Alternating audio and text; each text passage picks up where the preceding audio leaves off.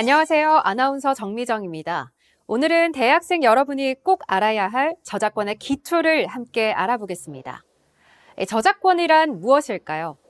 저작권은 눈에 보이지 않는 무형의 권리로 창작자가 만든 창작물에 자동으로 부여되는 권리를 말합니다.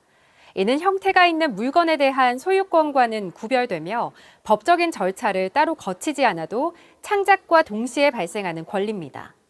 즉, 인간의 사상 또는 감정을 표현한 창작물을 만든 사람에게는 그 창작물에 대한 권리가 자연스럽게 주어진다는 의미입니다. 그럼 저작권법은 어떤 목적으로 만들어졌을까요? 저작권법이 존재하는 이유는 두 가지입니다. 하나는 창작자의 권리를 보호하고 그에 대한 책임을 명확히 하기 위함이며, 다른 하나는 저작물을 공정하게 이용할 수 있는 환경을 마련해 문화 발전과 산업의 성장을 도모하기 위해서입니다. 그렇다면 저작권은 누구를 위한 법일까요? 저작권법은 단지 창작자만을 위한 법은 아닙니다. 이 법은 창작물을 만드는 사람, 즉 저작자를 가장 먼저 보호합니다.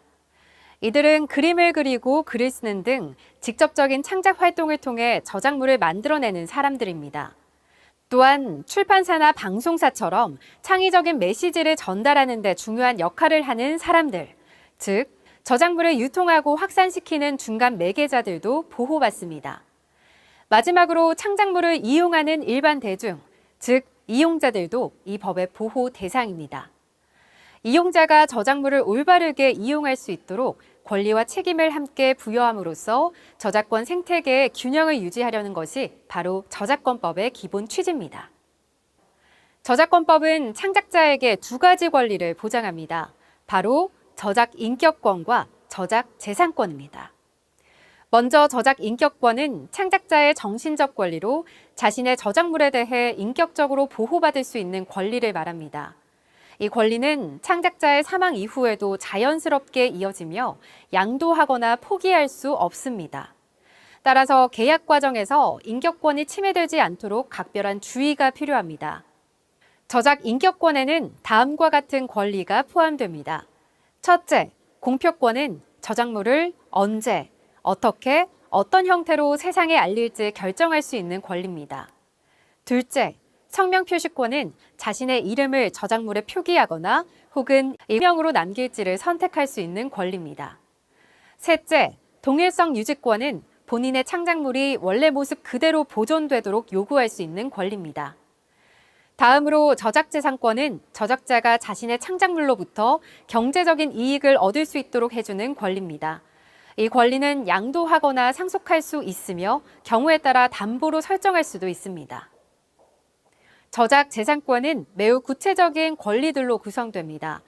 복제권은 저작물을 복사하거나 재생산할 수 있는 권리며, 공연권은 저작물을 관객 앞에서 연주하거나 공연할 수 있는 권리입니다. 공중송신권은 인터넷, 방송 등을 통해 저작물을 전달하는 권리고, 전시권은 미술작품 등 저작물을 공개적으로 전시할 수 있는 권리입니다. 또한 배포권은 복제된 저작물을 배포하거나 판매할 수 있는 권리를 의미하며, 대여권은 음악 CD나 프로그램 같은 저작물을 일정 기간 대여할 수 있는 권리입니다. 마지막으로 2차적 저작물 작성권은 원작을 바탕으로 번역하거나 각색하는 등의 새로운 창작을 할 수 있는 권리입니다.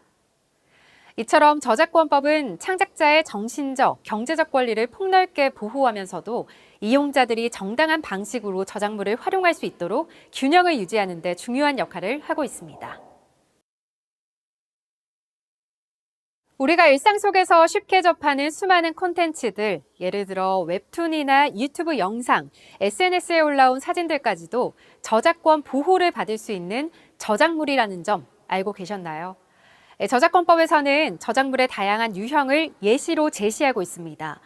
법적으로 명확히 열거되어 있지 않더라도 창작성이 인정된다면 저작물로 보호받을 수 있다는 사실을 꼭 기억해 두시기 바랍니다.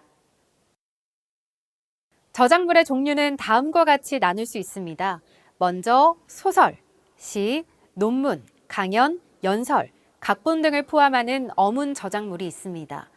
다음으로 사진이나 이와 유사한 방법으로 제작된 것을 포함하는 사진 저작물, 그리고 뮤직비디오나 방송 프로그램처럼 시각적인 요소가 강조된 영상 저작물도 있습니다.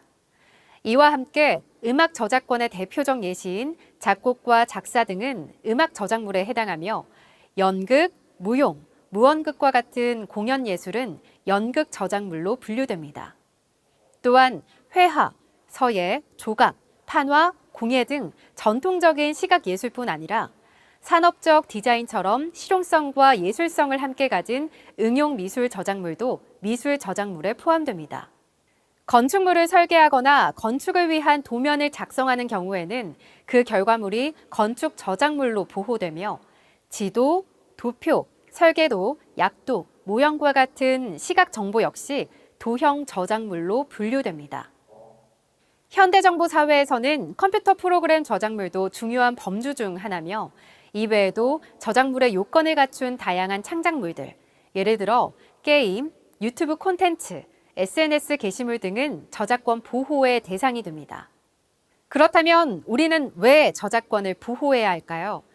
먼저 침해자의 관점에서 보면 저작물을 불법적으로 이용하거나 정당한 허락 없이 무분별하게 사용하는 행위는 저작권 침해에 해당합니다.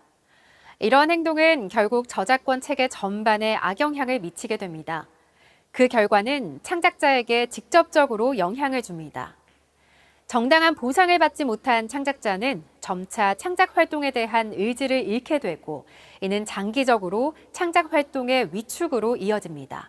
이러한 흐름은 대중에게도 부정적인 영향을 끼칩니다. 문화 콘텐츠를 향유할 기회는 줄어들고 합법적으로 이용하는 사용자들에게는 비용 부담이 가중될 수밖에 없습니다. 나아가 불법 이용이 일반화될 경우 결국 전체 이용자의 접근 비용까지 함께 증가하는 결과를 초래할 수 있습니다. 지금까지 대학생이 반드시 지켜야 할 저작권 상식 중 가장 핵심 내용을 알려드렸습니다.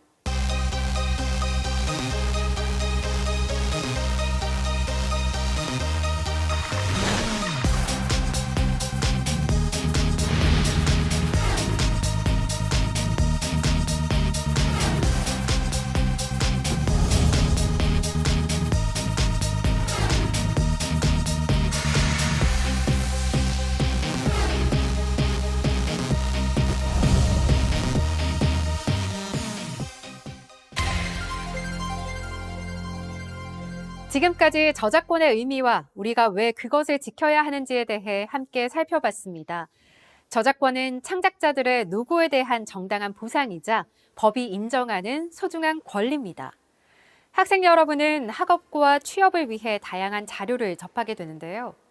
이 과정에서 무심코 저작권을 침해하지 않도록 항상 주의가 필요합니다. 저작권 침해는 개인의 진로에 불이익을 줄 수 있을 뿐 아니라 사회 전체에도 부정적인 영향을 미칠 수 있습니다. 바로 지금부터라도 저작권에 대한 바른 인식을 갖고 책임 있는 자료 활용 습관을 실천해 보시기 바랍니다. 건강한 창작 문화는 우리 모두의 작은 실천에서 시작됩니다.